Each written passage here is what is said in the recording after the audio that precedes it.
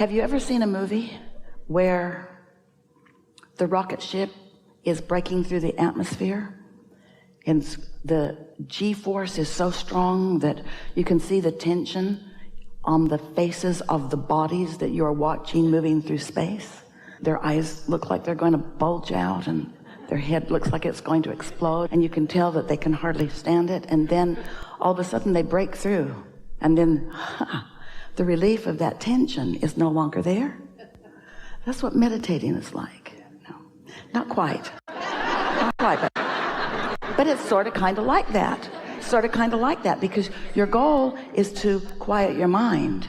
But when you first start to quiet your mind isn't quieted. So you have a sort of internal battle going on, because you want to quiet your mind, but it isn't. You want to quiet your mind, but it isn't.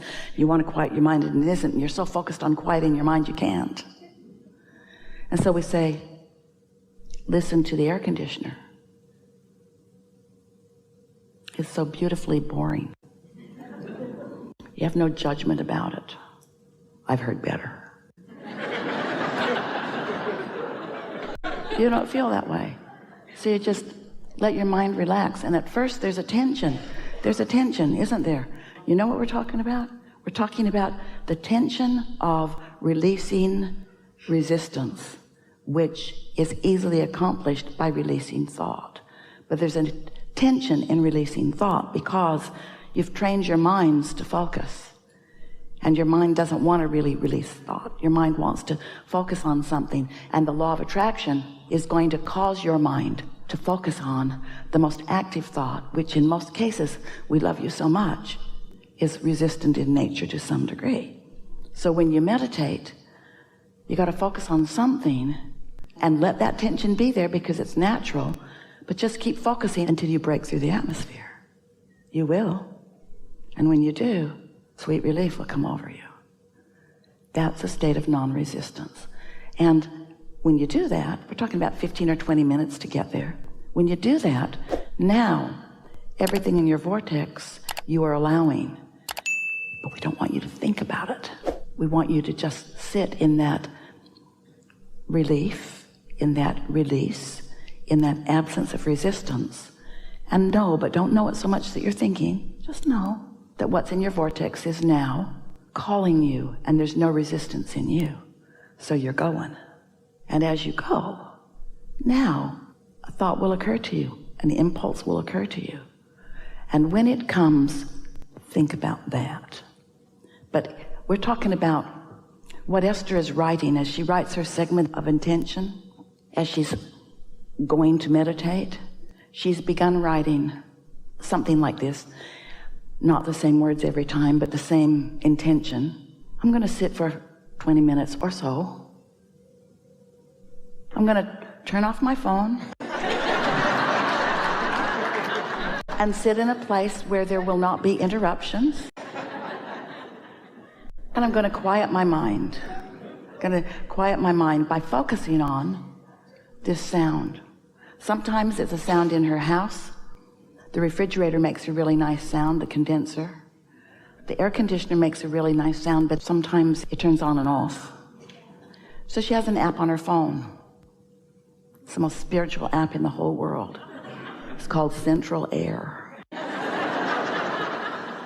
It's just this nice, steady, sort of atmospheric buzz that she focuses on. Her statement of intention is, I'm going to focus on this sound of silence, so to speak, this sound, and I'm going to allow my vibration to rise. And then this is the key word that she has just discovered recently, and this is everything that we're leading up to with you.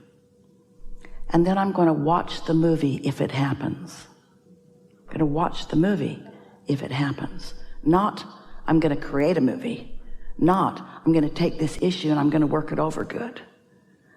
Because that's a reintroduction of the resistance she is talking about letting go of.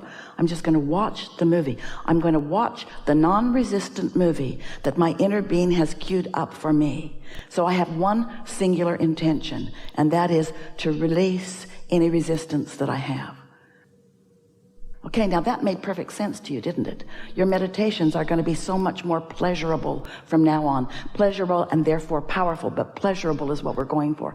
But therefore more powerful, but pleasurable is what we're going for. Because if you go for the power of it, you're going to try to create within it. If you go for the pleasure of it, you'll chill. You'll allow it to be.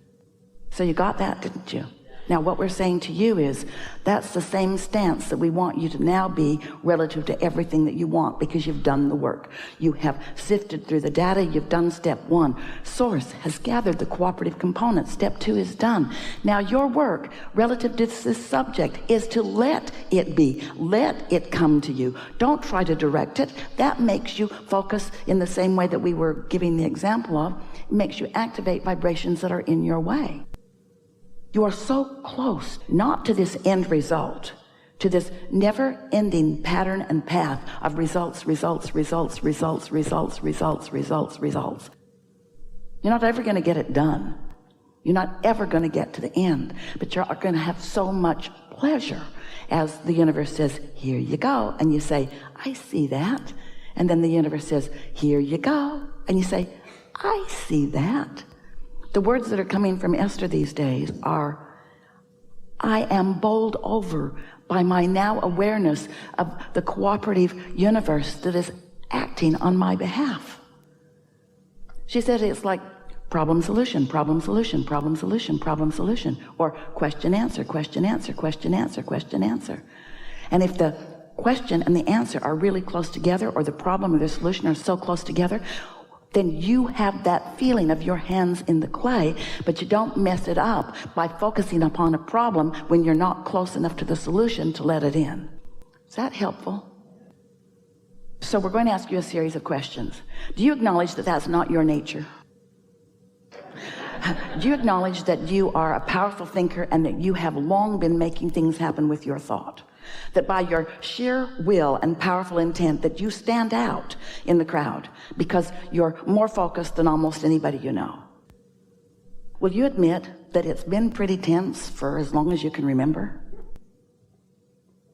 And are you now getting it, that that tension, while you've earned it, and it is admirable in a physical environment where the harder you try and the more you sacrifice and the more effort you make, the more you're rewarded from the puny little pile, that there's not steady, continuous bliss and satisfaction and ease and flow and a feeling of worthiness and blessedness in that.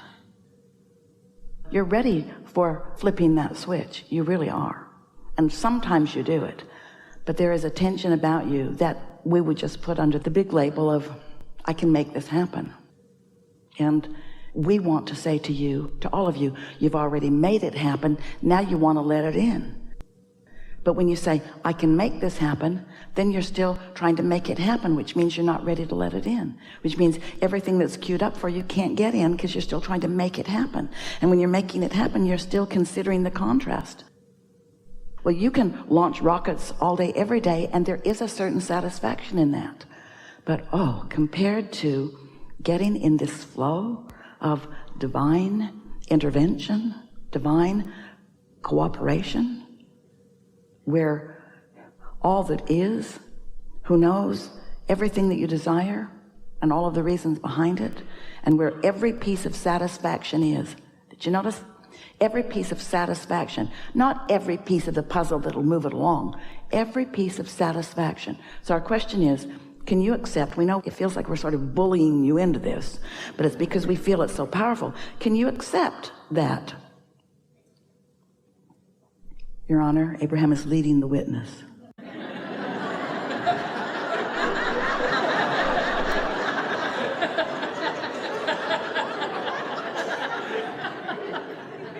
Can you accept that? The feeling of satisfaction and the accomplishment of the powerful state of being that you want are the same thing. But with emphasis on the pleasure, you can be there now. And with emphasis on the power, you hold it off. Can you feel the difference? When you say, I'm going to tune in and I'm going to take this alignment and then I'm going to accomplish this, you point right at the problem that needs to be overcome. But when you are looking for the pleasure of it, now you've just broken through the atmosphere. Now you're feeling the release of it. And now you're letting the universe have its way with you, which requires trust that you're worthy, and trust that your inner being knows what you want, and trust that the cooperative components have been gathered, and trust that you're going to like it as you move along. This is what happens with almost all of you. You put your trust in others who don't hold you as their steady object of attention. You trust another human to make you their priority, and it defies the selfish nature that all are born with. Everyone is selfishly inspired because they are attracting to their point of attraction. And so your inner being is you. Your inner being is attracting to you, you see. And so that's why we use words like trust the process, trust the feeling, trust the laws of the universe, trust the law of attraction. And in time, you will trust your worthy nature. You will trust the love that the universe has for you. You will trust the well-being of your life experience. You will trust it. Trust is the only word Esther can find that means what you will understand as we focus upon this. You see, you can look, you can see with your eyes and smell, you can see and hear and smell and taste and touch. And so that's a reality that you acknowledge is real. But what's over here in the vortex, your physical senses can't see it or hear it or smell it or taste it or touch it. And so it requires a trust. Well, what is that? Abraham, you're asking me to now blindly not look and not see and not hear and not smell and not taste and not touch. You're asking me to not use any of the resources that I am comfortable in using, and to look somewhere where I can't see it, just take your word for it that it's over there. And we say, that's why we use the word trust. But in a little while, it won't be a stretch to trust it, because you'll identify the feeling of love when it's there, the feeling of confidence. You'll come to rely or trust the emotions. So we've been appealing to your logic, and we want to help you combine with you. And as we explain to you the way the laws of the universe work, and then we speak to you about things that you can feel. Like when we were talking about meditation, a lot of you got that. When we're talking about the feeling of release, you get that. When we're talking about moving towards something that feels good rather than away from what you want, which always feels bad, you don't have to trust your emotions. You understand that.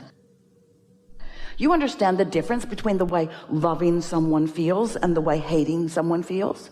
Have you ever, a same person, it's someone you know, and you say you love them in your life experience. I love this person, but you're talking smack about them. Do you know what talking smack about them feels like? You're just facing reality, we know. You know what talking smack about them feels like? And you know what a genuine appreciation of them in a moment feels like? Do you know the feeling of goosebumps that sort of comes over you when you get focused upon something in alignment with your inner being? This isn't trust. This is stuff you know. Your guidance system works, and you know it. So we're just asking you to trust that when it feels good, it is, and when it doesn't feel good, it isn't. That when it feels good, you're moving in the direction of who you really are and what you want and what you've expanded to, and when it doesn't feel good, you're not. So it doesn't require trust in the sense that you're flying blind. Not at all. Instead, you've got guidance within you that is letting you know, whew, this feels good, you see. Life is supposed to feel good to you. It is supposed to feel good to you.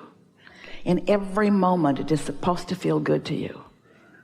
Feel how far you've come in understanding just in this brief time that we've been together. Just take it easy and don't try so hard, and don't feel like you need to sacrifice. Just feel that you are already blessed as best you can, and notice the things that the universe does out of sheer love and appreciation of you.